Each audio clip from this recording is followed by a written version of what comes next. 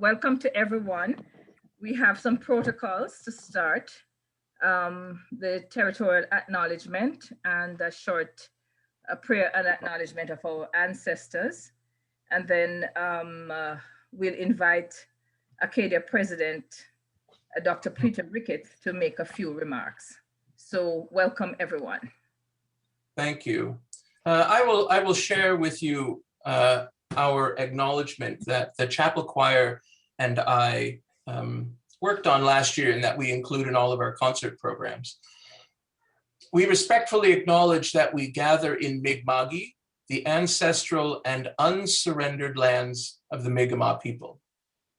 We welcome and celebrate human diversity, including spirituality, ethnicity, gender, and sexual orientation. And here, people of any faith or none can question and discover the sacred in life through openness, struggle, laughter, prayer, and the boundless wonder and beauty of music created together. Thank you, John. And now let us, for a brief moment, give thanks to God, to the higher power, for our presence here, and particularly for ancestors of African descent in Jamaica and in Nova Scotia. We remember those who came initially as freed people, those who were enslaved, those who suffered racism, segregation, violence, and torture, those who experienced broken promises.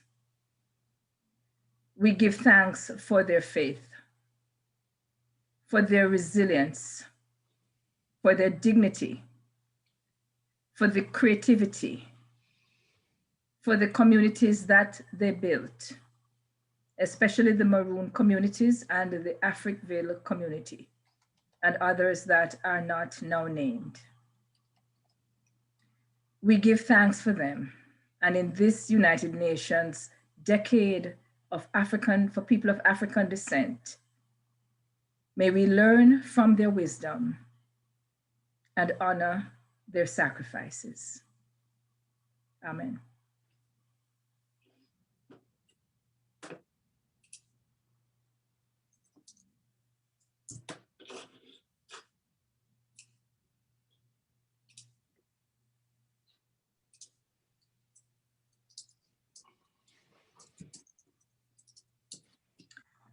And so we hand over to our president, Dr. Peter Ricketts, and invite him to make a few remarks. Thank you, Marjorie. I hope everybody can hear me. And for those of you who are not at Acadia, I thought I'd put a little backdrop of the University Hall. Admittedly, it's was not taken today. But it is a nice view of how the hall looks on a lovely fall day, and it looks pretty beautiful in the snow as well. But I'm really delighted to welcome you all here this afternoon, and good afternoon to you all. To me, music is one of the greatest forms of expressions that we have as human beings, and you know, in the words of the late great Louis Armstrong, you know, music is life itself, is what he said, and you know, I really do believe that. I just actually finished listening to one of my favorite classical pieces, which is Rachmaninoff's Second Piano Concerto, which always sends me off into delirium whenever I listen to it, and it's a wonderful way to just escape things and think about things in a different way, and it's inspirational, and you know, music produces so many emotions. So I think it's wonderful to have this conversation this afternoon. I'm really delighted to welcome you all, and thank you for joining us about this conversation about music, culture, and spirituality. I'm especially pleased to welcome Her Excellency Sharon J. Miller, who is the High Commissioner to Canada for Jamaica. I'm so pleased and thank you so much for taking your time to be with us here today. And it's so appropriate that you are with us because, of course, the history and significance of the Jamaican community in Nova Scotia is very, very significant. And of course, we're in Black History Month, coming to the end of it, albeit, but we are in that right now. And as you know, the Black population and the history of the Black population is a very important, but much undervalued and under-researched component of Nova Scotia history. And the role of the Jamaican community in that history is huge. And as Marjorie said, that the first Jamaicans in Canada were the Maroons, who came to Nova Scotia in the late 18th century, and continue, sort of laid the basis for, although they kind of left afterwards, but they left a legacy which is still seen today in the presence of Nova Scotians who have their heritage and lineage from Jamaica, but also, of course, to the many Jamaicans that come to Nova Scotia even to this day. And indeed, that extends out then to the tremendous links between Nova Scotia and the Caribbean community writ large. And again, that is expressed in the significant numbers of Caribbean students that we have in our international student population at Nova Scotia, and Acadia has a very, very strong relationship. So it's very appropriate that you're here with us this afternoon, and thank you so much for gracing us with your presence. As I mentioned, as we approach Black History Month, I do want to state that Acadia's commitment to inclusion, diversity, and anti-racism is not confined to 1 month per year, just as our commitment to decolonization and working with our Indigenous partners is not limited to the month dedicated to Indigenous peoples. It's actually embedded into our new strategic plan, and right at this moment, our President's Anti-Racism Task Force is currently examining how we can take tangible steps to make Acadia a truly anti-racist community. And in doing that, be part of a more inclusive and more diverse and more respectful community and welcoming community as well. One tangible step, of course, in doing that is to provide financial support for our students, particularly those who face undue financial burdens. And this week, I was delighted that we were able to announce the creation of the Edwin Borden Awards to support students at Acadia, Black students at Acadia. These awards are named in honor of the very first Black graduate of Acadia, Edwin Borden, who graduated in 1892, who was not only the first Black graduate of Acadia University, but perhaps was the first, but certainly among the first, if not the first, Black graduate of a university in the British Empire at that time. And he went on to do an amazing life. He's an incredible inspiration and role model. And we hope that these awards will be one part of efforts to help reduce the barriers faced by many students, both particularly from the Nova Scotia African Canadian community, in being successful here at Acadia and being successful and being able to get access to university education and then being successful in that education. So I'm very pleased that we've been able to do that. But it's just one step in many, many other things that we're hoping to do. So I'm very grateful to our chaplain, Reverend Dr. Marjorie Lewis, and also to John Scott, who is our organist and chapel choir master, for pulling together today's event. And I'd also like to thank our panelists, or perhaps I should say our conversationalists, and indeed everybody involved in bringing together today's exciting event. And finally, again, as I said at the beginning, thank you to all of you for participating this afternoon. I'm very looking forward to the discussion. Thank you. Thank you. Thank you, Dr. Ricketts. And I'm going to hand over to John and ask him to get the conversation rolling. Sure, I'm very happy to. And maybe just before I start, let me just introduce by name our panelists, shall we call them, or discussants. Pat Watson from Nova Scotia, Kevin Parks, also Nova Scotia, Hugh Douse from Jamaica, of course, the chaplain and myself, both currently tucked away in the chapel. So if you want, you may go to the chapel website. In the interest of time, you can read some very excellent bios there. I think you will learn a lot about these wonderful people as we start to talk. So I'm going to try to start us off. Well, every slope in this conversation will probably be a slippery slope, so it's best just to start sliding. There's a wonderful composer, arranger, and choral director in America named Rollo Dilworth, who has done a great deal of work into exactly this topic of cultural appropriation, specifically regarding the African-American spirituals. And so I'm going to share with you a quote from Rollo, and he says, "Cultural appropriation, cultural stealing, or cultural sharing?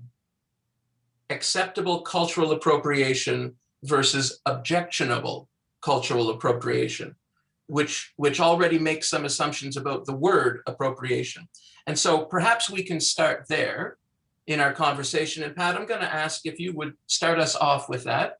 And again, panelists, as we talk together, please feel free. If you can put up a hand, you can use one of the Zoom little images, and we'll just enjoy our time together. Off to you, Pat. So thinking about those, that acceptable would be, to me, finding out specifically what is the goal. Why is it that you would like to, for instance, use that gospel music piece, and then take the steps to actually get in touch with a chorus or people within the community to actually find out how they feel about it, instead of what I consider to be stealing it and using it in your own manner or way.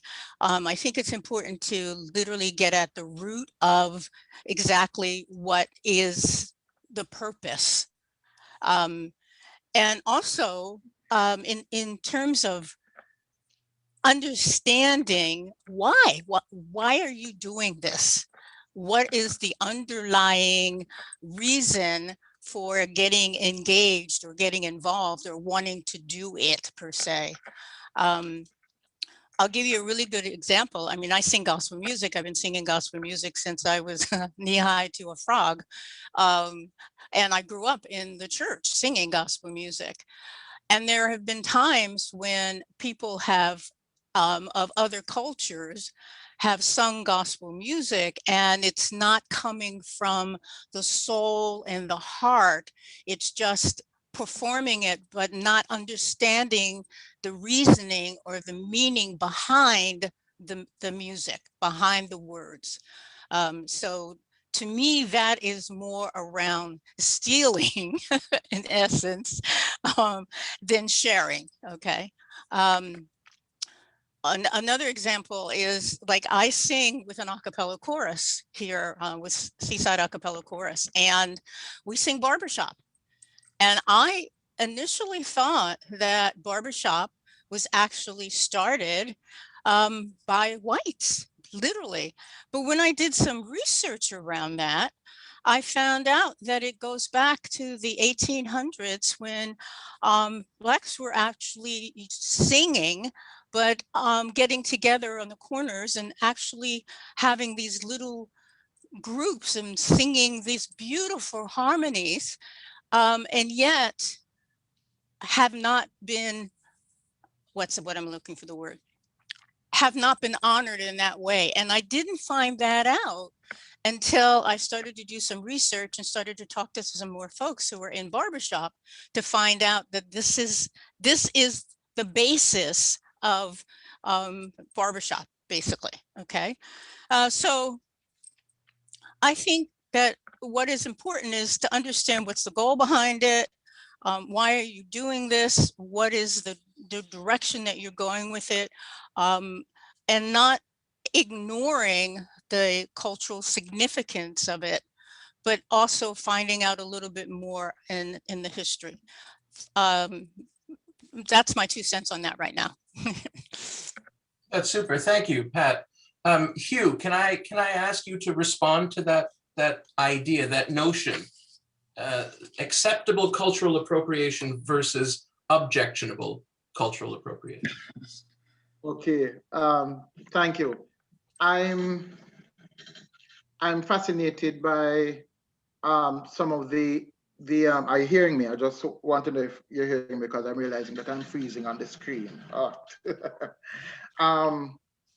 But when I hear the idea of acceptable or objectionable, especially when it comes to music of a particular group of people, I would have to take it from our own experience in Jamaica. And the truth is, we have seen times when people have believed or have objected from outside of Jamaica when individuals would participate in Jamaican culture in a way that they may deem inappropriate, but which to us in Jamaica, we find we don't have that problem. Adele, for example, did something where she had Nubian knots and a Jamaican flag themed bikini on. And when it came into the public domain, there was a lot of outrage and outcry from outside of Jamaica. But in Jamaica, people were saying, what's wrong? She wants to do her hair in that way, that's fine. But, and there are also times let's talk about in Canada, there is a group that performs Jamaican choruses, New World Sun and the Toronto Mass Choir have a Jamaican medley, and New World Sun, I think, is a dominantly white gospel group. And that recording of them doing Jamaican worship choruses has been very popular amongst Jamaicans. And again, I've not heard anyone speak of it in a manner of offense.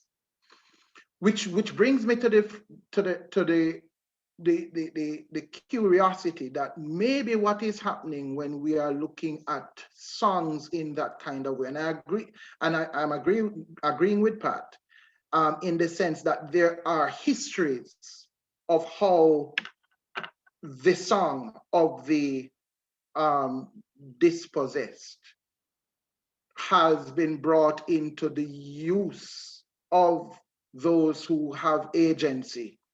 And there are sometimes problems with that process.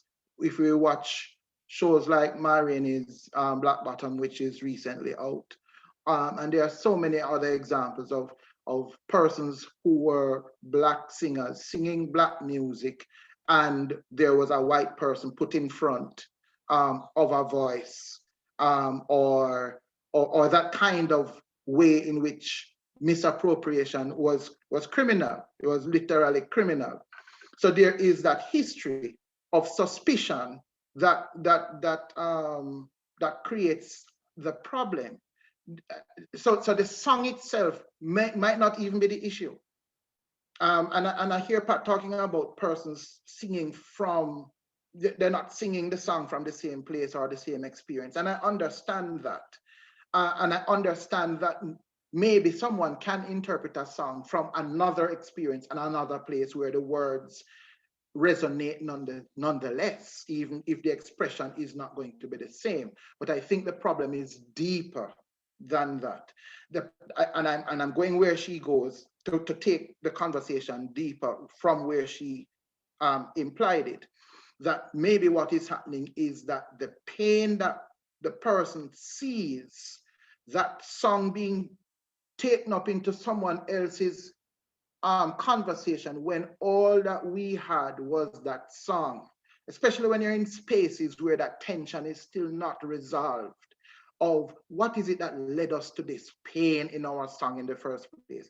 And in the minds of some, they might be saying, and your community, which is responsible for some of this pain, is just gonna take this song again, like how you took everything else from us, and you're just going to sing our song and take our song away.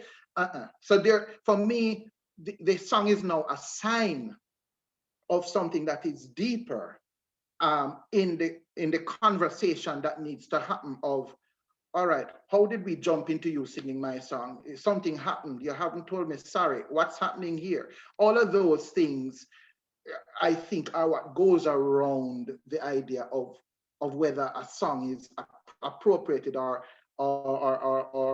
misappropriated. And again, it is not necessarily about the song. So maybe if some of those conflicts get dealt with, there is no problem with everybody singing the song, but I think there are some other things at work. There is smoke, but there is a deeper fire. I really like that. Thank you very much. I'm going to remember what you just said. How did we get here where you jumped into singing my song? I like the idea that somebody can say that you're singing my song, and then how do we then sing it together, perhaps? Kevin, I'm going to come to you, but I'm going to sort of choose another little angle here. So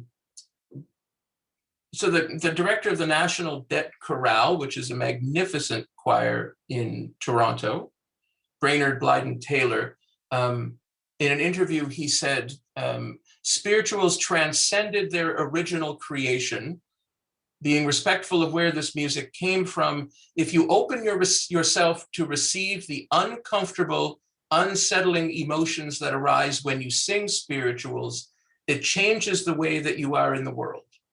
And I think that speaks a little bit to what Hugh and Pat were saying, but knowing, Kevin, the breadth and depth of community of people that you work with, I wonder if you can speak not only to spirituals, which I will say that we have an understanding that they are probably, in our context, African American spirituals and fit into a certain genre and milieu of music.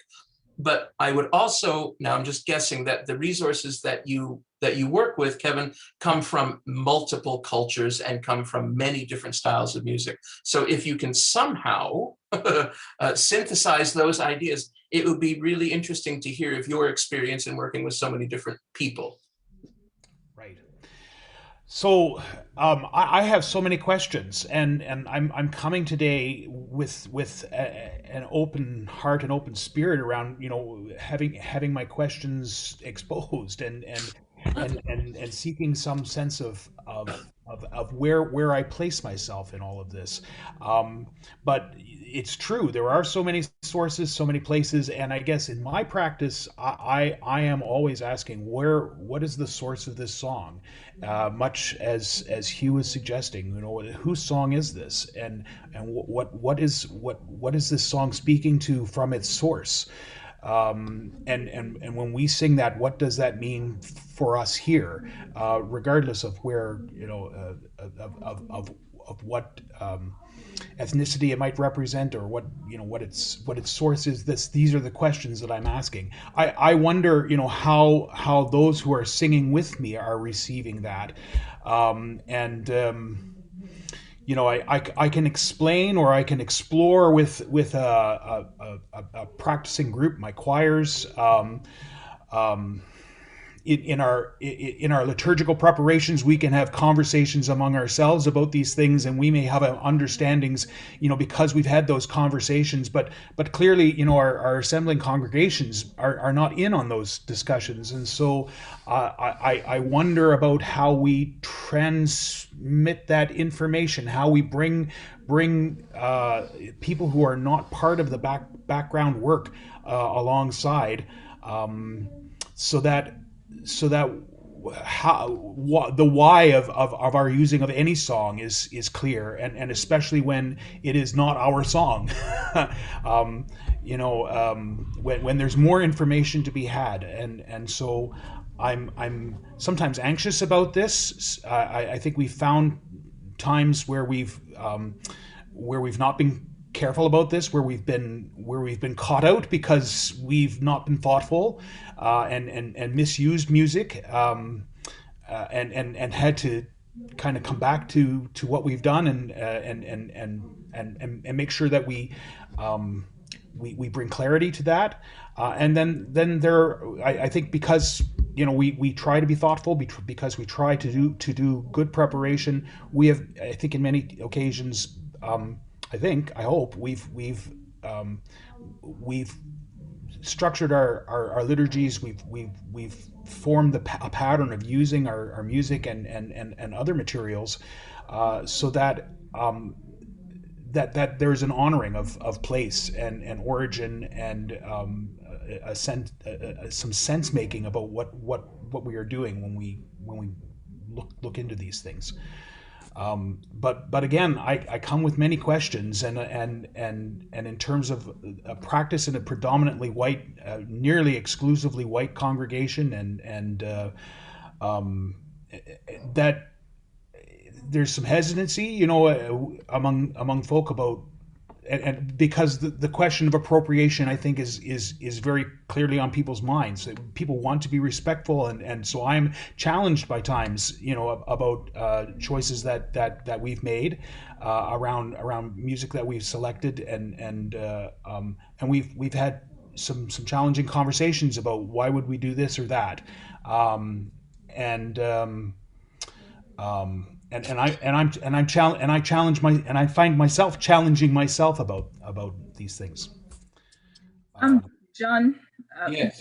if I could come in as the one non-musician Yes, among you, I come to this as a minister, as a Christian, and there is a body of music and other liturgical work that has come down traditionally through the Judeo-Christian tradition, So there are stories about all kinds of church music, and especially where the music is based on scriptures, then Muslims, Jews, Rastafari, Christians, from Protestant Orthodox, Roman Catholic traditions can have some resonance with it. So, for example, from the European tradition, I like hymns like "Oh Love That Will Not Let Me Go" or "When Peace Like a River." And for me, learning the backstories of the pain and the suffering that those people went through, out of which this music came, has made it even more meaningful.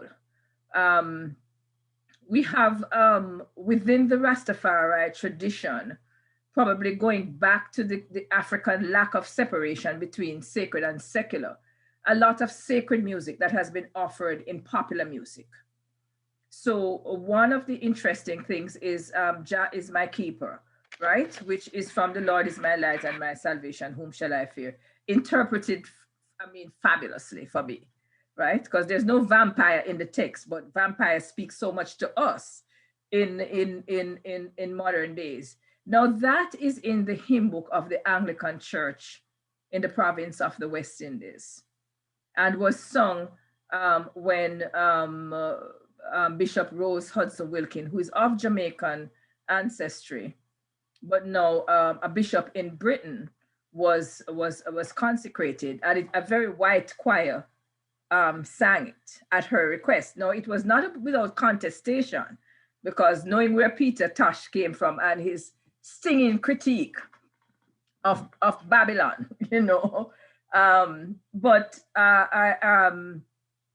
this is coming from the Judeo-Christian tradition, and probably what was more dominant for me growing up in Jamaica is the suppression of the Black music in the church. It was not considered proper music. In the mainline churches, you sang European stuff, you sang Handel, you did European hymns, you didn't clap, you didn't dance. It was, the happy clappy Pentecostals, low church people who did stuff like that.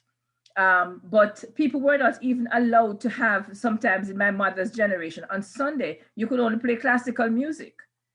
But I have lived long enough to see Vatican II, the impact of Vatican II from the Roman Catholic Church, which now is moving into incarnation. That if we say the word became flesh, and as one mystic says, it doesn't make sense if Mary gave birth to Jesus and we don't give birth to Jesus, okay? To speak from the Christian tradition. So the message now must be earthed in the culture. Just as Jesus was a Jew, I have to be Jamaican, I have to be African, you know, and all of that expression is part of what God has given. So I come from a situation where the Black church music was suppressed. Now the Roman Catholics are singing choruses and getting in the spirit. The drums are in, the steel pans are in, but where it came from was that along with the racism, anything coming out of Africa, any musical expression was not deemed, you know, proper. It was low culture, it was bordering on the demonic, and what we were to sing was white music. So now, particularly through the Caribbean Conference of Churches, you had a major spurt in the development of church music using Caribbean rhythms in the early 1970s, and it has transitioned into dancehall gospel now and calypso gospel. And we are, I think, grappling with an ancient conundrum, because some people don't like it because dancehall, you know, that's the slackness music. But somebody, and the musicians can help me, long ago said, why should the devil have the best tunes, right? So some of the hymns that came to us in the canon as respectable European hymns were actually bar tunes coming out of the vernacular culture at the time that now moved in, and they said, oh yeah, this is good stuff. And the same controversies were there. These are songs used for bawdy lyrics. It's not respectable, you know, to have it in the church. The German and French for the British, in terms of their colonial experience, that is what was high culture back in the day before English itself became accepted. So I put that there. As I said, I'm not a musician, and maybe the last my tale to this part of it is the question of the witness of Dietrich Bonhoeffer. Dietrich Bonhoeffer was a Lutheran minister and an anti-Nazi activist. In fact, he started off as a pacifist and eventually joined a plot to assassinate Hitler. He was executed just before the war was over. But Dietrich Bonhoeffer spent a very important year in the United States at Union Theological Seminary, went to the Abyssinian Baptist Church, and that's where he thought he found the real spirit of Jesus. He loved the spirituals. He took records with him back, and when they were in the confessing church, in a clandestine way, holding on to the gospel that was not the gospel according to Hitler, the spirituals were part of what held them together, these white German people. That's what he took. That's what he took from the spirituals, and that gave them strength and energy as they put up that resistance to Adolf Hitler. So I just wanted to put from my perspective as a different place in the ritual space, that these are some of the things I think about. And what is the meaning of these experiences in terms of cultural appropriation, what is disrespectful, and what honors the common Judeo-Christian tradition that goes through major world religions and Caribbean religions like Rastafari, like revivalism.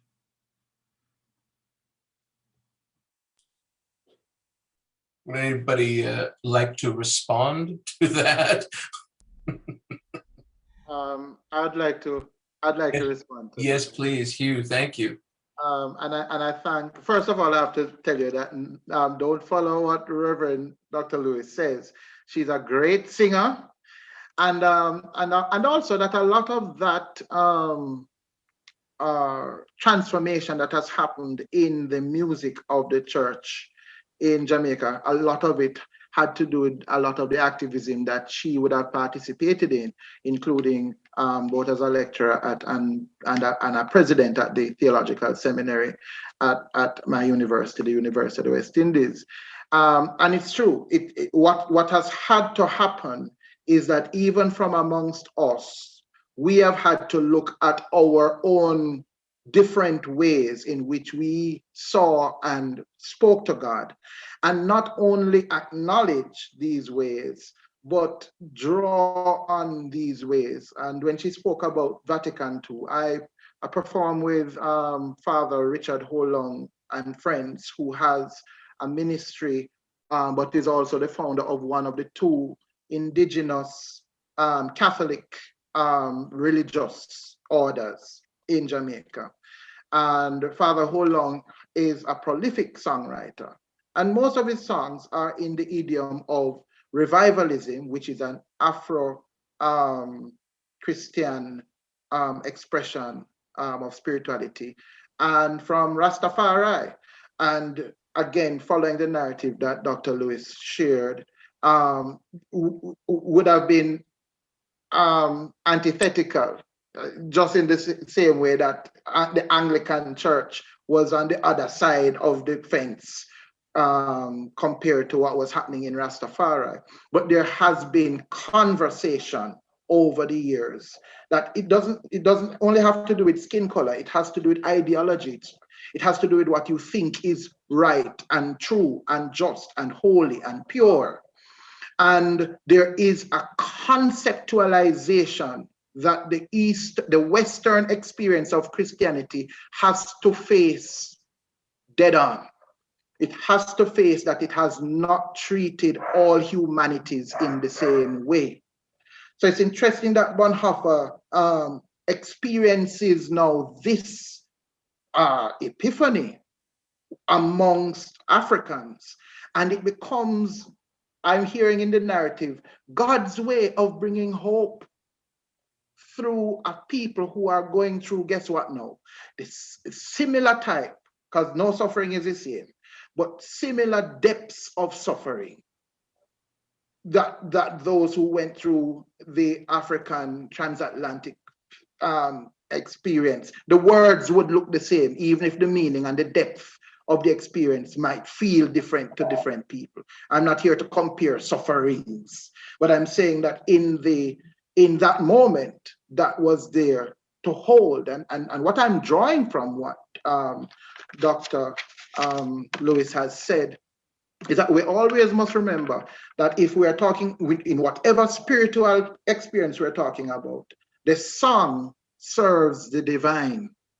The song serves the people of the divine, but the song serves the divine. And I remember this psalm, which Jamaicans, it's almost like our spiritual anthem, by the rivers of Babylon, where we sat down.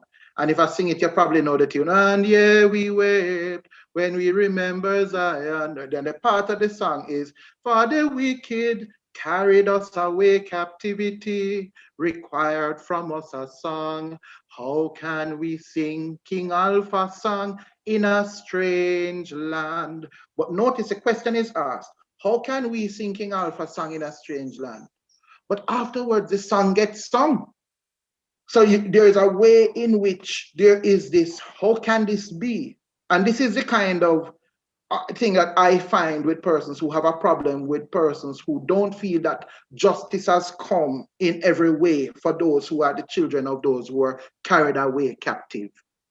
How can this be? How can we sing this strange song in this land? But if we are focused on the fact that the song is the song of the divine for all of God's creatures, that is where I think we now have to grapple with what is the conversation we need to have with each other. And I use the word our song earlier, but I want to just qualify that although I said our song, the way I find the word our song is that every culture adds to the songbook of the divine, every culture. And really and truly, I believe that whatever our concept of beyond this life is, that if there is a song leader and a choir master who has the list of songs that are going to be sung as worship before God that day, that is not going to say, all right, you African descendants, you come out now and you will sing this song to God. No, I believe if we are thinking through it, that there is something about the divine which is implying or indicating to us how we need to be living here and some of the things that need to be done. And some of the things need to be done in smaller ways, but some need to be done in larger ways. Because if a people can't sing easy, it means that something is wrong. Socially, something is wrong amongst that people. The harmony can't happen because something is wrong. And I think, again, this, what we can and can't do with the song is a sign. Finally, in revival, one of the forms you're talking about, there is a thing called all nations.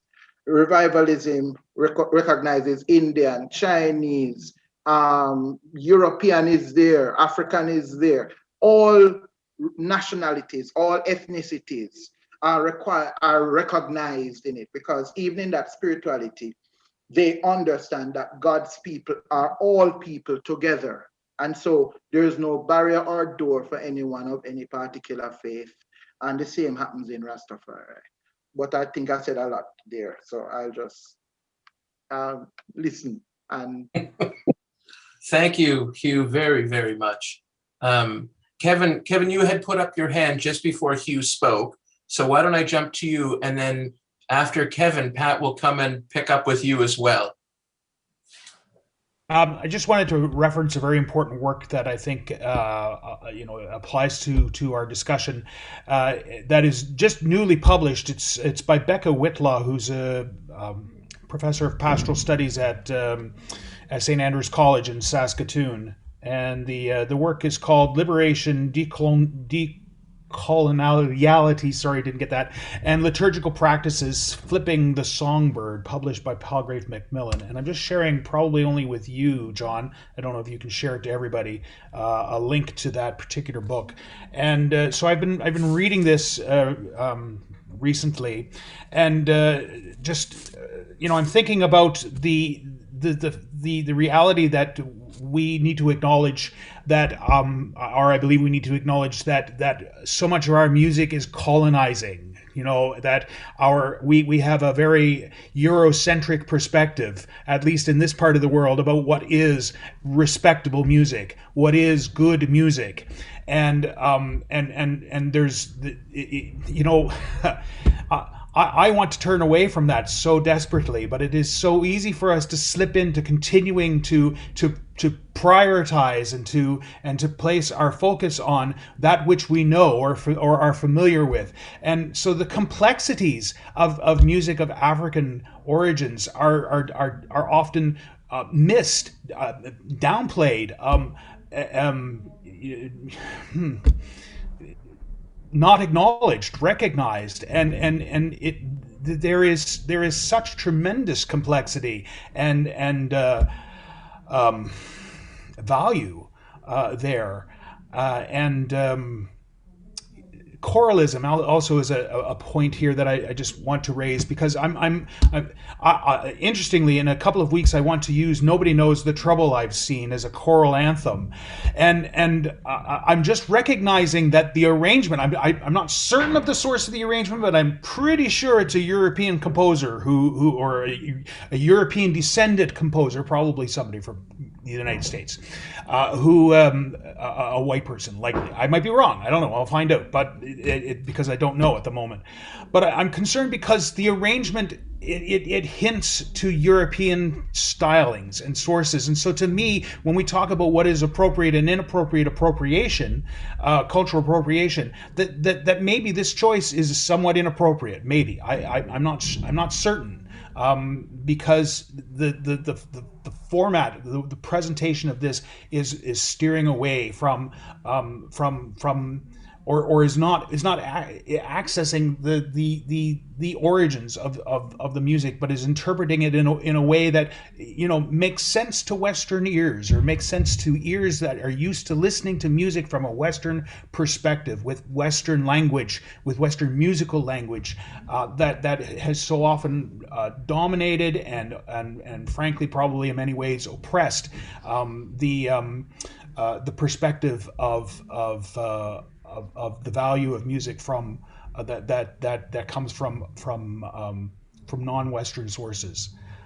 So I think that this is an important perspective to bring to.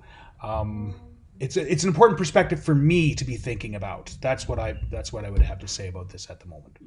I'm absolutely right there with you, Kevin. Just this morning, now I have a slightly different circumstance. And I feel really privileged that I am being invited into exploring music of cultures that I would not normally have been, because of the chaplain, Reverend Lewis, at the chapel. So Reverend Lewis will bring in a hymnal and put it down and say, I've marked a bunch of pieces that you might want to look at. That's an invitation that I have not had before, because frankly, I worked with white chaplains. And so I've really appreciated that. And I've been able to say to the choir, even though this isn't necessarily, quote, our music, we've been invited into this music to experience it the way that we're able with the information that we have. Now, just this morning, we recorded Lift Every Voice and Sing. And so, Pat, this is going to bring me to you. And I had to try to bring the choir to a place where I felt they could somehow try to sing this with intention. This being known as the Black National Anthem. All of the members of the choir are white. And I do not have any privilege to say to them how this song is meant to be sung. But I have lived, and I do pay attention to what's going on. And I can encourage them and Pat and Kevin and Hugh, you'll get this, that how you can infuse intention in a vowel, and how a word sits in your mouth, and how do you chew on that? I don't chew on those words the same way as somebody who was a descendant of slavery. But I am learning enough now in my attempts that I can offer my intention to try to make it different. And so through that attempt, I can invite the choir into a song like Lift Every Voice and say, I want you to invest your hope that you are the generation that's going to make a lasting change to this. I want you to chew on those vowels and those words, like the word liberty at the end of the first phrase. It's not our liberty. That's not ours. But we can make every effort to not be a part of the problem. I also have to encourage them to say, and this is something that I'm also learning from Reverend Lewis, it is not now just people of color. It is not just Black people, which is what catches the media primarily. It is people who are disenfranchised, people who suffer poverty, people who suffer a lack of voice, people who suffer a lack of food. There are changes that need to be made, and that is a liberty, I think, that we need to start to afford more people. And there are people of different sexual orientations and different genders, and it is a liberty that we have to afford those people. I'm not appropriating when I encourage them to sing that first verse, and I'll be careful, when I encourage them to sing that first verse and chew on those vowels and those words with every ounce of genuine hope that they have. May I just respond to that? Yeah. Yes, but let me say that I can't let them sing the second and third verse yet. And then I'll jump in, Kevin. Okay. Yeah, please. only because, sorry, Pat, only because I just want to share a rehearsal experience with this. Nobody knows. I just mentioned it, and so it sort of picks up where you are speaking about, and so I'm interested actually in others' response to what we have, what I have brought to the choir in preparation with this piece, because it will inform what I do in the future, I think. So bear with me for just one moment, only quickly. So it begins, nobody knows, and so I hope that it isn't just me being clever, or that in fact that there is a real sensitivity to the climate of these days, and what is happening with Black Lives Matter, and that again this is a choir of white people led by a middle-aged white man of privilege, and so I'm really sensitive to what we choose to do here, but I was struck as I was listening to how this music was unfolding. Nobody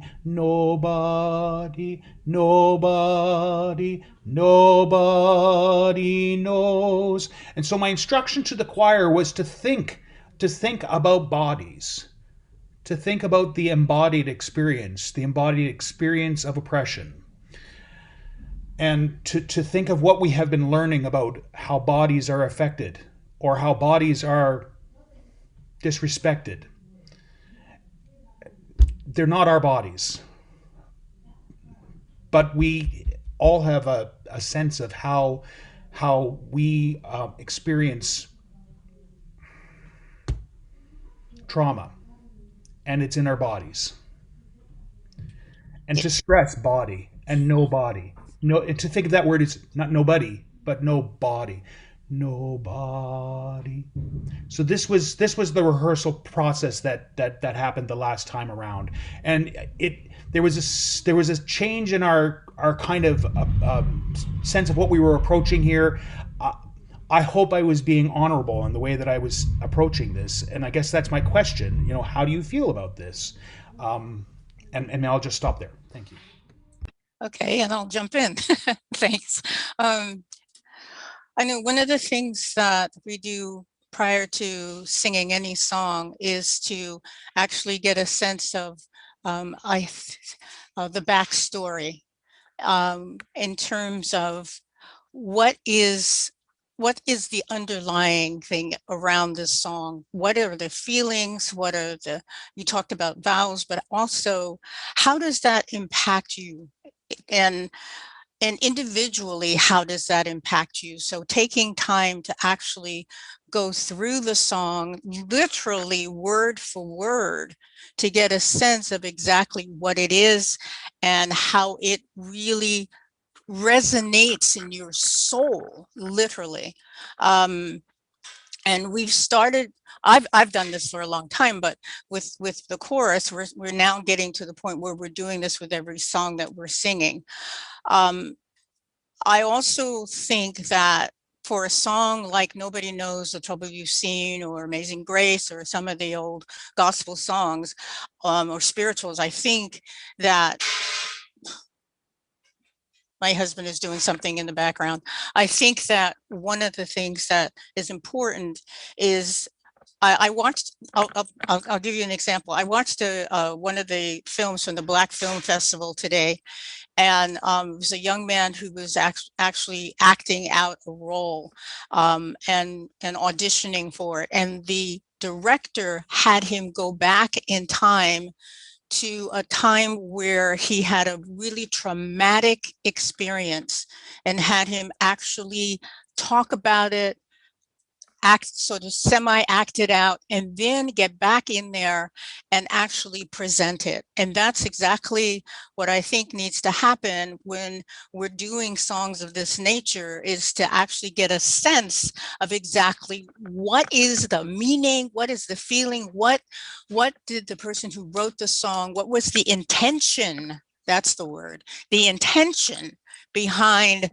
the music, behind the songs, behind the words, behind the way that you basically present it. That's the importance in terms of how it comes through. My interpretation may be a little different than your interpretation, and this is where we have a discussion. But eventually what happens is it all comes together. And as long as I'm not trying to steal it or make fun of it or anything of that nature around the song, then it's authentic. It has to be authentic is what I'm driving for. So I'm complete. And then there are two, Allison and Kimberly have their hands up too. Okay. Thank I'm you, complete. Pat. Thank you. Thank you. Reverend Allison Dean, if you're there, you can unmute and ask your question. Yes, I am here. Hi, Great John. to hear your voice, Allison.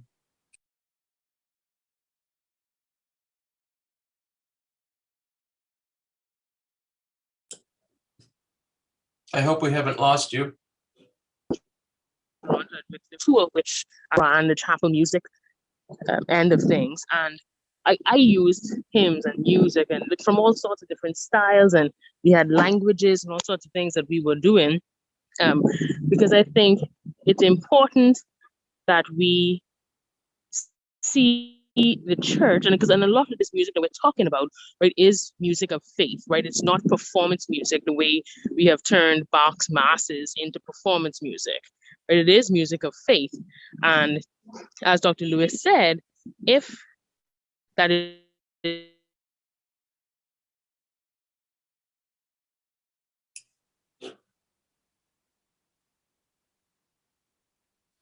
I suspect that you have cut out for because we everybody else people as well. who have it and experience these things. So I think it's right and appropriate for congregations, whatever their makeup, to use music from other traditions, as long as it's used faithfully. That is, sort of according to its purpose, not necessarily according to a particular style. Because of course you have people like Moses Hogan who wrote spirituals, and he arranged them for choirs, to sing in a particular kind of way. And so I don't think there's anything off limits, but that we just really use the music as it was intended, right, as elements of faith and not simply as performance pieces. Mm-hmm. That's very true. It brings up an interesting, speaking of Moses Hogan, I mean, that is a very interesting crossover example. Moses Hogan's writing style is really quite Western. I mean, very, very classically oriented with, I think probably now some nuances that have become associated with spirituals in style, but I highly doubt that they were in existence before, but they really are Moses Hogan in style. So that's, using music faithfully is very interesting. And to be quite honest, fills me with fear. So I'm going to pause there, and I will invite Kimberly, if you're able to hear, to unmute, and we invite you into the conversation too. Hi there. I am a music director from Ottawa, actually, and love spirituals, love gospel music, and you're opening my mind in many, many ways. I wanted to ask the panel and invite comment on the fact that we have a Black History Month. I live in a multicultural area, the nation's capital. My children were, as white Anglo-Saxon waspy kids, were the minority in their classrooms growing up. So I'm accustomed to exploring music of other cultures and integrating it into our services. Black History Month suggests that we focus on the spirituals and the gospel music. Shouldn't we expand that to be a year-round thing? And what would you consider an acceptable balance? What do people do? Can I answer that one? Sure. So Kimberly, I just wrote an article for the United Church of Canada on how to expand Black History Month throughout the year, and came up with some suggestions in terms of looking at. One is, we talked about getting a sort of like understanding what you want to do throughout the year. So it really is sitting down with people and planning what you would like to do. One is highlighting people. One is inviting people into your congregation from the community who are Black or people of color. The other, there's so many different things. What I will actually do is, John has the article. He can share it with you, or you can put your email address in the chat and I can send it out to you. But it's different ideas in terms of what to do to really take Black History Month 12 months out of the year. Because like you said, it's focused on 1 month. And they have events and concerts and things of that nature. And I think it's important also to not only highlight people within your own community, but also across Canada as well. And giving people an opportunity to learn. It's a learning process, basically, because a lot of times people just don't know and they don't understand. And the image a lot of times that people have of Black people is not a positive image. And so it's a way to actually get people engaged and a way to educate as well. Okay, so, all right, I'm complete. Thank you very much for that response. And I will include my email. I think that's a responsibility we have as music directors to educate people about the full variety of you know, faith-filled music out there. And but I don't limit it to Black culture. I limit it to all cultures. I mean, and I look forward to reading your article. Thank you for that. You're welcome. Thank you very much, Kimberly. Yeah, may I just mention something quickly? I would also encourage people to look at what's actually in your hymn book. Because, for example, the Caribbean church music has found its way into European and North American hymn books. But sometimes people don't recognize that these are Caribbean writers because it may not be a reggae piece or a calypso piece. So, for example, one of the persons I would like to have more visibility is Doreen Potter. So if you have sung "Let Us Talents and Tongues Employ," which is I've seen in at least one hymn book here, and maybe more than one, that's written by a Jamaican songwriter. That's Doreen Potter, who was the first wife of Reverend Dr. Philip Potter. And her style of writing, I don't know how you describe it, but it's kind of lyrical and sweet, but it's not reggae. So she has written things like "You Who Made Me Woman," "Let Us Talents and Tongues Employ," and so on. "The Right Hand of God" is in hymn books. Certainly, I know in Europe, I haven't looked through all of them here, but there are already in some of the Canadian hymn books and the American hymn books and the European hymn books, hymns by Caribbean writers that are not necessarily recognized as such. I was watching this morning a conversation with Steve McQueen and some other actors about the Small Acts series that they did on a series of Black films on the lives of Black people in London that BBC had. And somebody asked Steve McQueen, do you think Black people should fight from the inside or fight from the outside of institutions? He said, "I'm not interested in fighting from the inside or fighting from the outside. I'm interested in visibility." And it stuck with me. We want visibility, he was saying, to our work. So whether you're inside, outside, or on top of your head, who knew "Let Us Talents and Tongues Employ" was written by Doreen Potter. The tune is a Jamaican folk song, "Karmiakigo Linstead Market." Okay? So even within the existing canon in North America and in English-speaking Europe, there are Caribbean hymns there, but people may not necessarily know that these are Caribbean writers. Thank you very much. We're going to go down the slippery slope again. And maybe Hugh, I'm going to bring it back to you, and Kevin, I have you in mind as well. In thinking about what both Kimberly and Allison said, Allison's comment of using music faithfully, and Kimberly wondering how do we expand this and how do we bring this music to our congregations? We have a responsibility to do so.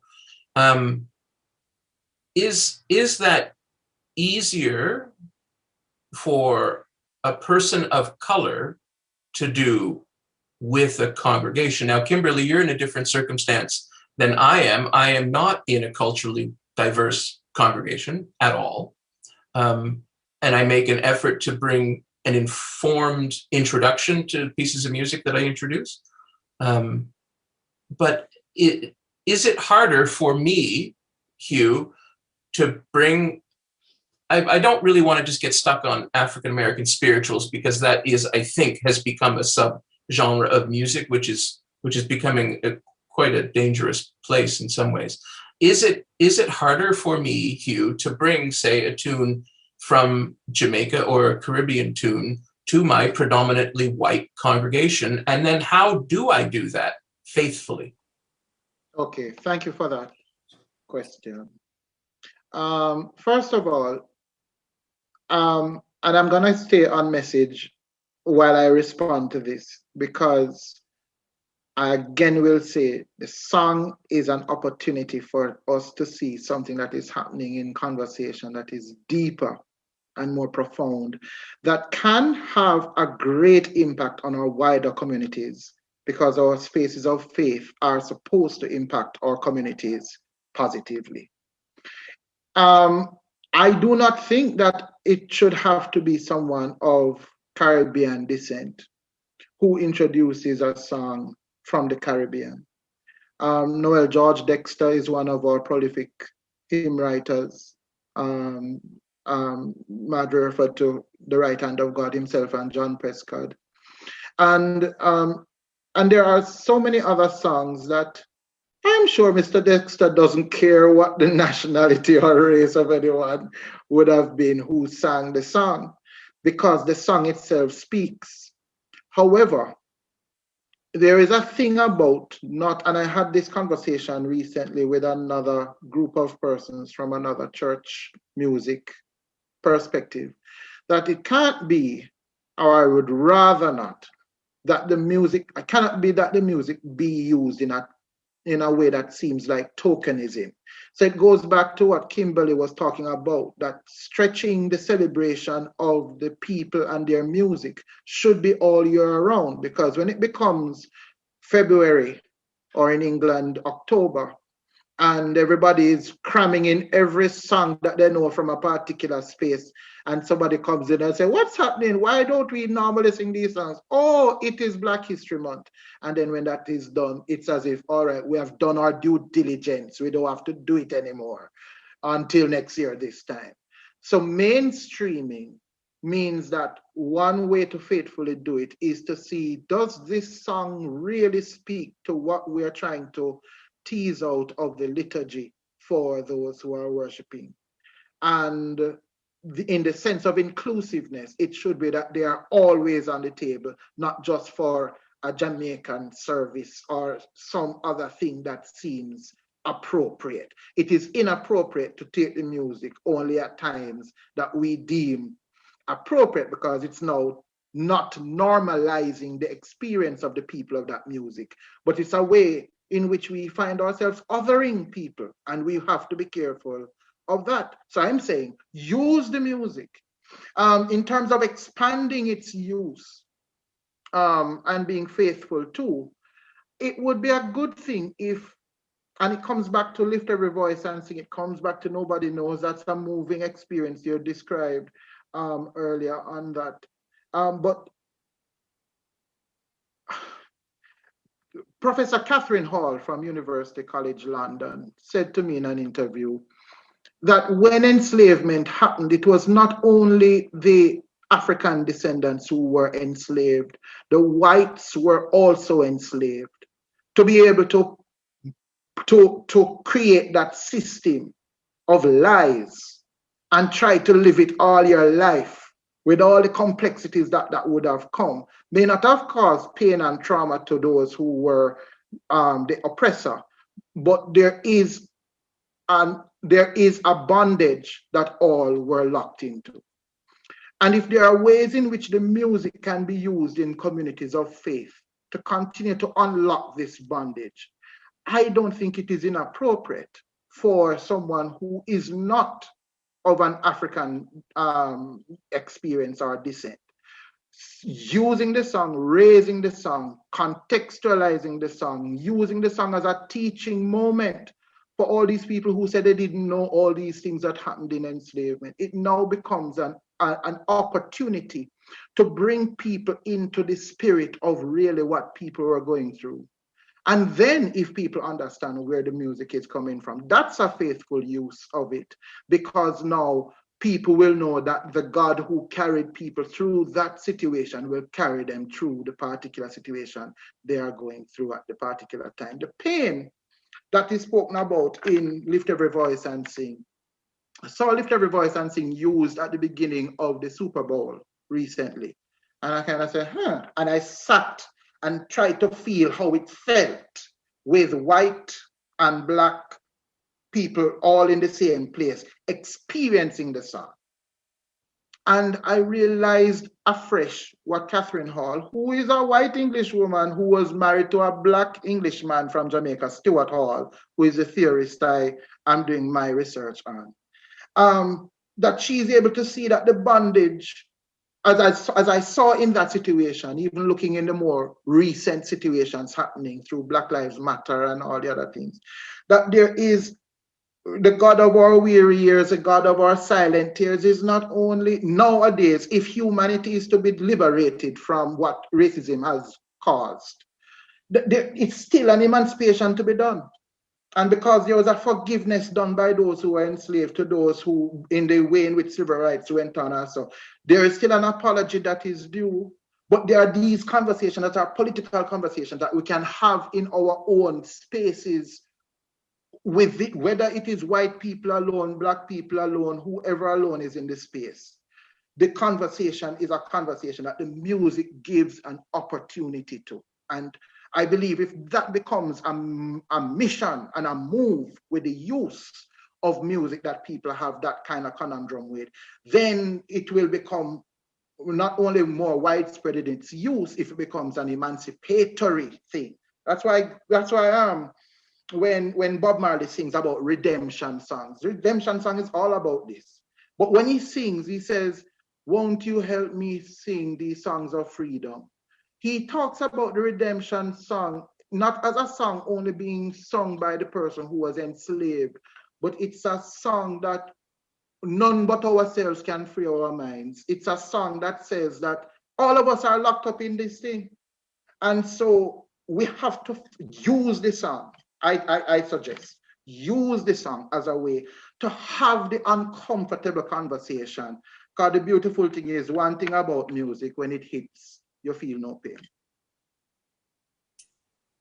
That's deeply encouraging, Hugh. Thank you. Kevin, I saw you nodding, so I'll just bounce the ball in your direction. It's not safe to nod on Zoom. Maybe you'd just like to respond and just share thoughts to what Hugh had to say.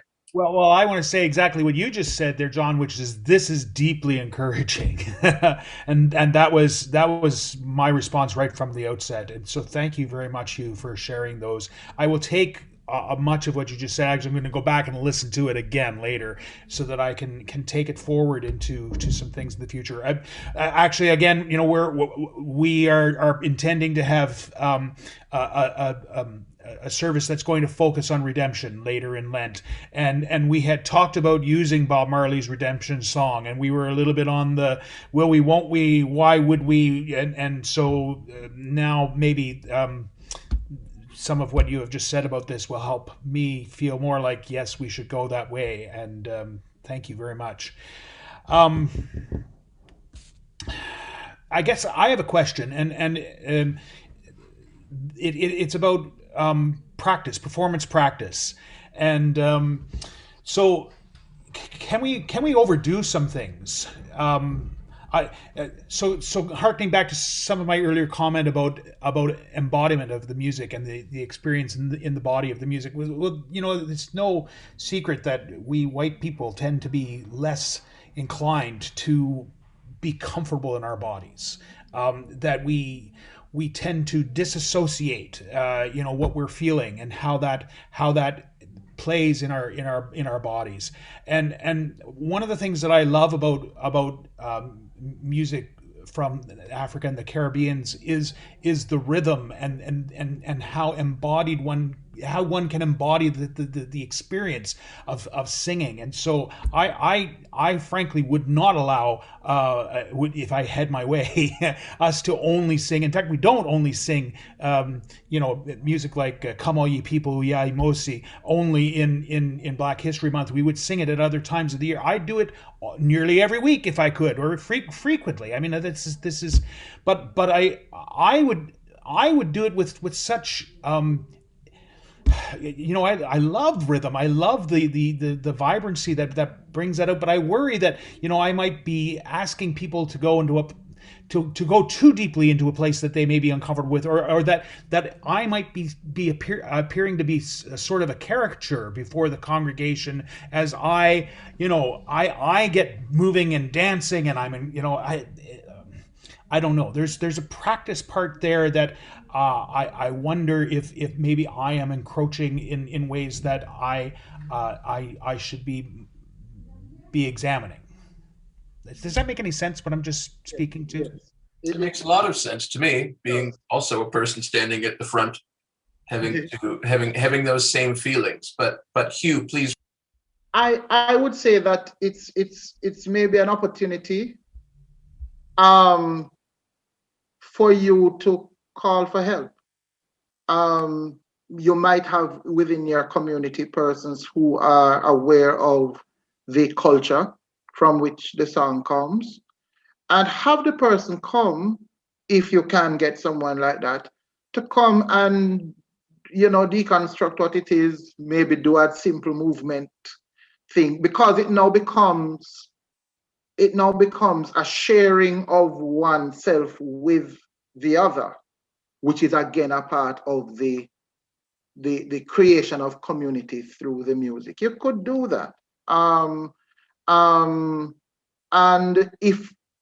because what I'm hearing you say is something that anyone who is an artist who is concerned with authenticity is going to do, is going to be careful about. But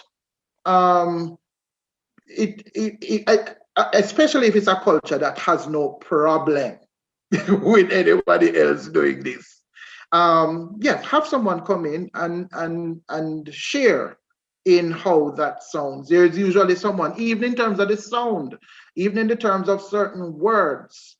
What was interesting for that same group that I mentioned, who did the Jamaican choruses, is how it was clear that they had Jamaicans teaching them how to sing ban, ban, ban again. So that the very inflection, the very tonality, because you also don't want to get it wrong, that it feels, it becomes distracting to people who are aware of the culture. And at the same time, you don't have to be perfect with it. People know that you are singing it from another experience of self. So I would say don't go beyond what you think is within the capacity of the grouping to do. Maybe it's rocking from side to side. But if there is someone who understands the music and where it comes from, then if you bring the person in, it now indicates that you are acknowledging that there is a culture to which this is connected, from which you could learn. So your process is not just about having them teach you stuff, have them tell you the context that this is from, so that even words and inflections, that they will be able to pick up on those nuances that you can use. I think, yeah. Can I ask a very uncomfortable question? I'm happy with the spiritual discussion, but I want to get to the filthy lucre. Because there is part of this is a question about money, right? And about who makes the money. So I was talking to a young Jamaican Canadian musician, and that was a big thing in the discussion. So if you are going to be using the music, is it acknowledged? Who makes the money? And the person pointed out to me from a popular music point of view that it's not just white people. That musician was very upset with K-pop, which she felt did not acknowledge the black roots of the music. And I've even heard people get upset with Graham Kendricks and other people. So I'm struggling with two things. One is the institutionalized nature of racism, which means that basically white people, white males make more money, right? So if you work in the genre, the institution is likely to reward you more. And at the individual, how you balance that with the individual responsibility for appropriation. So again, from the popular music, issues around Ariana Grande, K-pop, who is imitating Grace Jones, and so on. And I will say this about New World Sun, just one thing for those who don't know. One of the things that New World Sun does is that there is work done with Jamaican farm workers, of which the United Church in Jamaica and the Cayman Islands is a part, along with churches, United Churches in the Simcoe area. And they have a service or an event to welcome the farm workers. And you can look it up, you can Google it. And New World Sun performs, New World Sun leads the singing for those farm workers. And they come to work in the farms. They're going to be sequestered away with not much, but that space created by the churches and New World Sun, they can sing their song in a strange land with a white gospel reggae group providing the music for them to worship in a way that that is familiar and comforting for them. So I just wondered what you thought about the money part and where we are now with the money part. Have we moved from Ma Rainey's Black Bottom to some other space? And how do you weight the individual responsibility of the individual artist as against the general institutionalized nature of racism that will reward a white person, white male especially, more than, you know, a black person, a working class man, so on. You know what I mean? Yes, yes. There's no doubt that the history of exploitation runs long and deep. And I did mention it earlier in my first set of comments, that this is where a lot of the pain comes from. That there has been a total invisibility of the originators of a lot of these farms previously. And that's why the thing is, okay, I suppose we are to forgive and just everybody sing the same song, but that it's a difficult thing. And in terms of the experience, the commercial experience of music, that has definitely been a long-standing problem.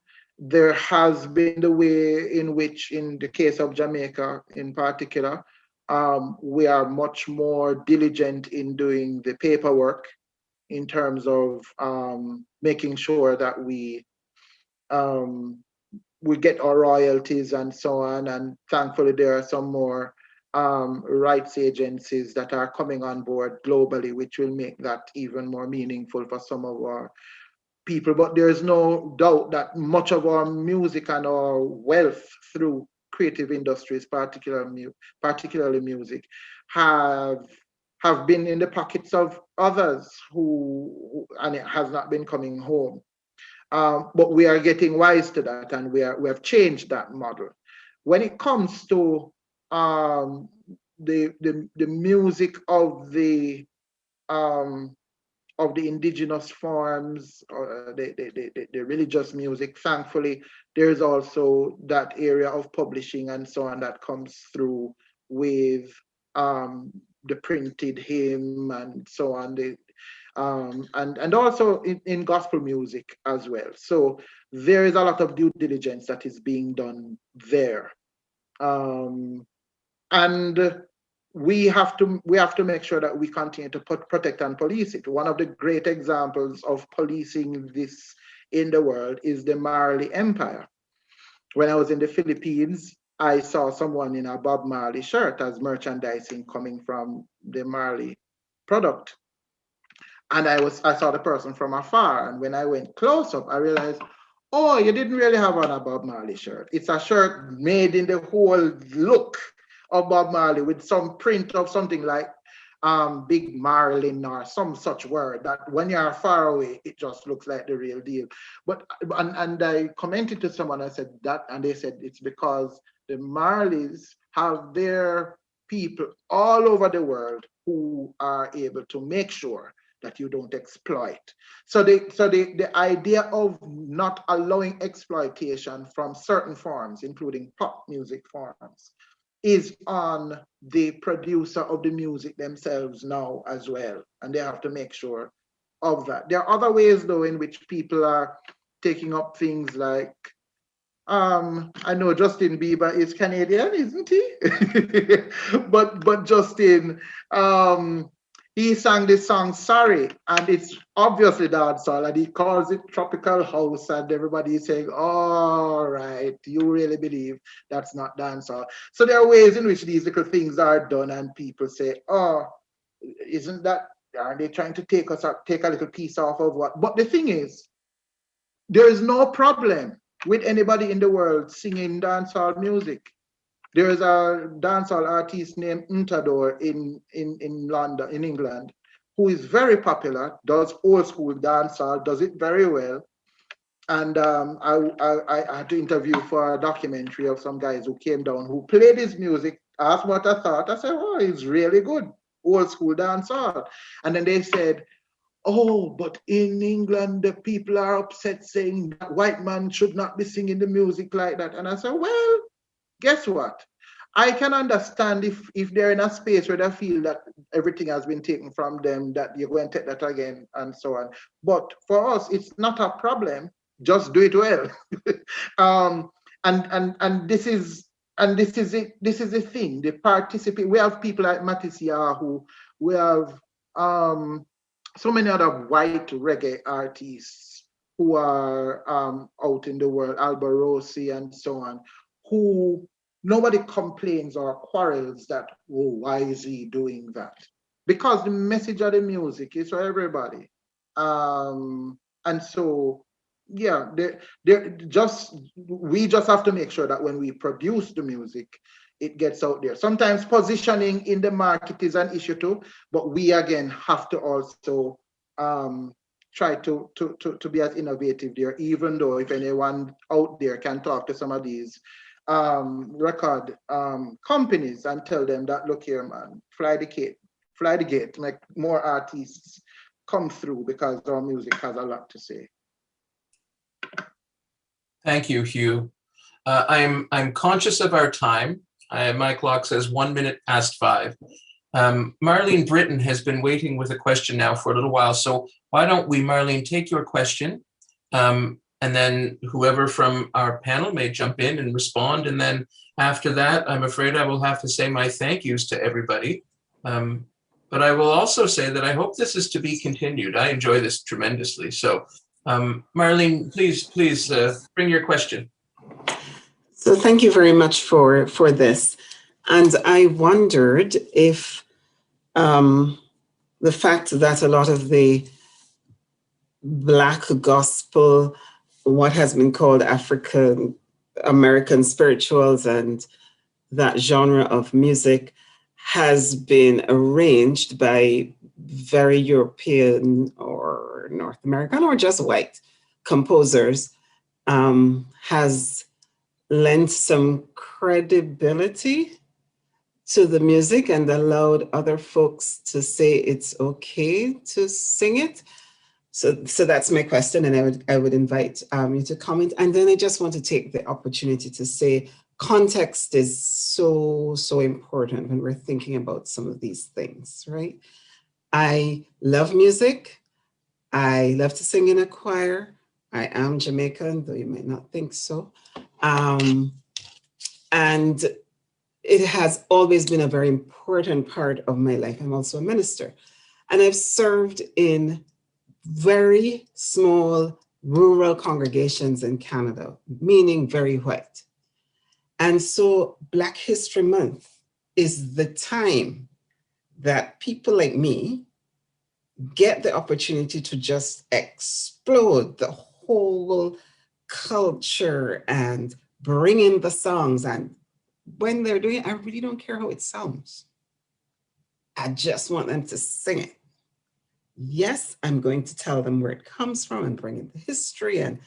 And sometimes it pains me, like when I was listening to a song from a worship service from my national church's head office last week, and they sang Lord's Prayer Caribbean version, saying to myself, when I could I find my recording from Jamaica and I sing it so. But thank God they at least used a version. Thank you very much. I'll leave you with a question. Thank you. I will invite anybody from the panel to jump in and respond, Marlene.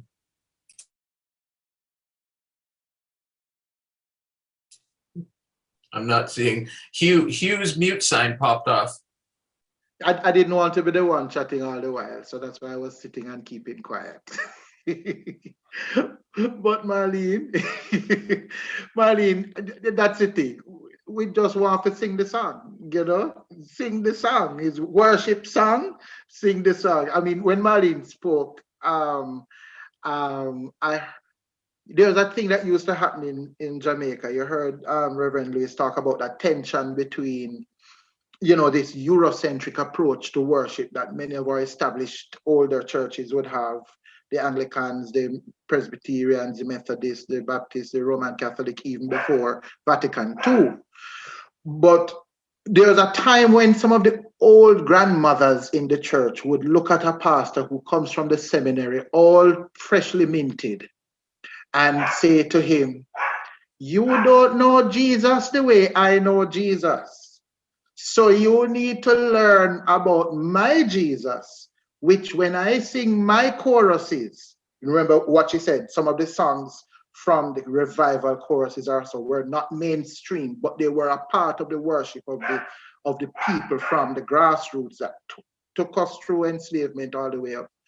And eventually what happened is that as the church started to allow itself to worship in that way, in some churches, because there were some churches that were always worshiping like that, it became an experience of Christian worship that was edifying for everyone. No one was excluded.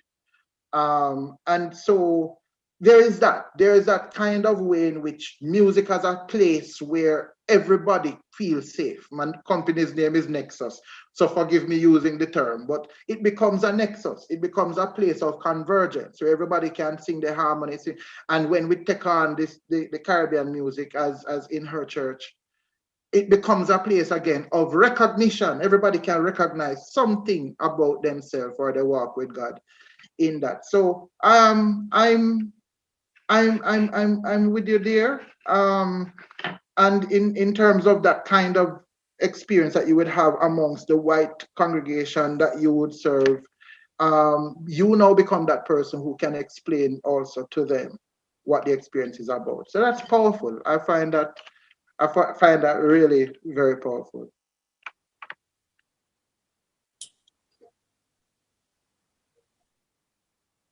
So Reverend Lewis, you have mute on. I'm asking Hugh for one revival chorus before he goes. Right, let me drop that one here.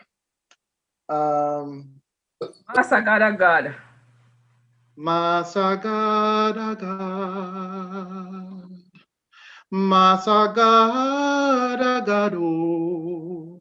God in the morning, same God a evening.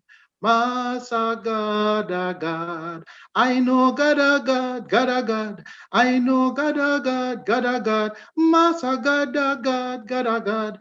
Master God a God, God a God. Nova Scotia God, God a God. Kingston God a God, God a God. Halifax God a God, God a God. Aquila God a God. God in the morning, same God a evening. Master God. Oh, I'm a God alone. Thank you very much. Wow, Hugh, that is gorgeous. That's wonderful. Thank you. Out of a context where Black people had to call white people massa. Wow. Okay. Yeah. I'd like if we could just to give Pat and Kevin a moment just to respond here before we say our farewells. I just wanted to say thank you for this opportunity to be a part of this today. This has been very educational for me because I didn't know a lot, literally, about Jamaican roots. Literally, I grew up in the U.S. All right, I was born in New Jersey. So, and I didn't know a lot about Nova Scotian roots until I moved here. So this has been a history lesson for me. Thank you so much. I really appreciate it. And thank you, John, for inviting me to be a part of this. I'm so glad. It's really, the last time we made music together, Pat, was actually in this chapel. You were singing for a wedding. I forget the name of the couple. Yannick Said and Paul. Yep, that's right. That's right. It was wonderful. It was great. So I'm so glad. We'll do it again in person soon.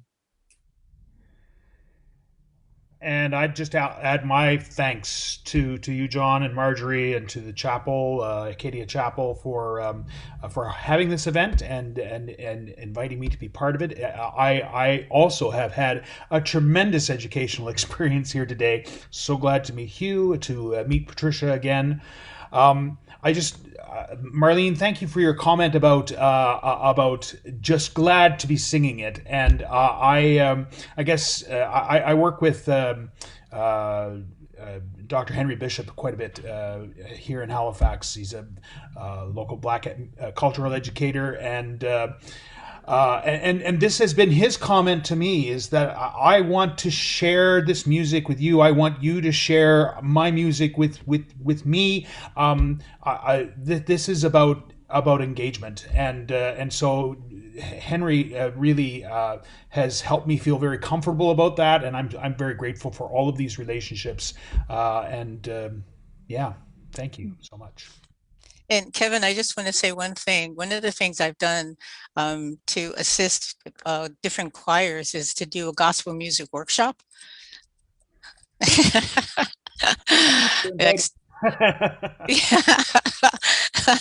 So when we all can get together again, I'll be in touch. That would be amazing. Thank you, Patricia. It's really wonderful. So, Dr. Lewis, I'll hand it over to you. Well, as some closing comment. Thank you so much to Patricia, Hugh, and Kevin, and John, to Dr. Ricketts, to Her Excellency Sharon Miller, to everybody who has been on this call. I just would like to remind you that we are in the UN International Decade for People of African Descent. So we can be having conversations and collaborations around Black music, Black people's music, at least until the end of the decade, right? So not just Black History Month. I want to also invite those of you who are so inclined to participate in our last event for Black History Month, which will be our worship service. It will be up on the website at 7 p.m. tomorrow, Sunday the 28th. We are going to be featuring the Black presence at the Acadia Divinity College, which is quite distinguished. And our preacher is Reverend Dr. Rhonda Britton, who everybody in Nova Scotia knows. She is an alumna of the Acadia Divinity College. So we are going to be honoring all of these, the heritage of Acadia Divinity College, which many understand to be the place of choice in Nova Scotia for theological education for Black persons who are offering themselves for ministry. So that's my little advertisement for us. But once again, thank you so much. This has been really enlightening, and I look forward to more conversations to when Patricia will be with us back at the chapel. And who is this now? Damian Campbell. Yes. Hi Good. everyone. I listened and I took my notes. I think I'm the youngest in this forum. I can consider myself a student under Mr. Douse. I've been doing performing arts for 11 years with Mr. Douse, and I've learned a lot. And I just took some notes, and my feedback and some of the things that have been said. Perhaps I came in a little bit late though. Yes. Mm-hmm. Well, thank you so much, Damian, for joining us. We hope to have this edited and available afterwards. And it's important to hear you. I would like to hear the conversation with more young people. I had to check all about Lady Gaga and Ariana Grande and K-pop and whatnot. And so I hope we can continue this and continue the conversation across the countries, and maybe include other countries in the conversation, not just Jamaica and Canada. So thank you all very much. May you be well. May you be happy. May you be peaceful. May you be loved. Thank you, and that's benediction indeed. Thank you, Dr. Lewis, and thank you everybody for joining us. This will be on the website. The live feed will pop up as soon as Facebook does its magic behind the scenes, and an edited version will be on the website probably by middle of next week. And certainly, if there's sections of it that you would like, I'm happy to, once it's edited, send them along to you. We'll make it available to everybody. So thank you all very, very much. We'll continue this conversation. Thank you. For sure. Many blessings, everybody. Thanks, everybody. Bye for now. Take care. Good evening.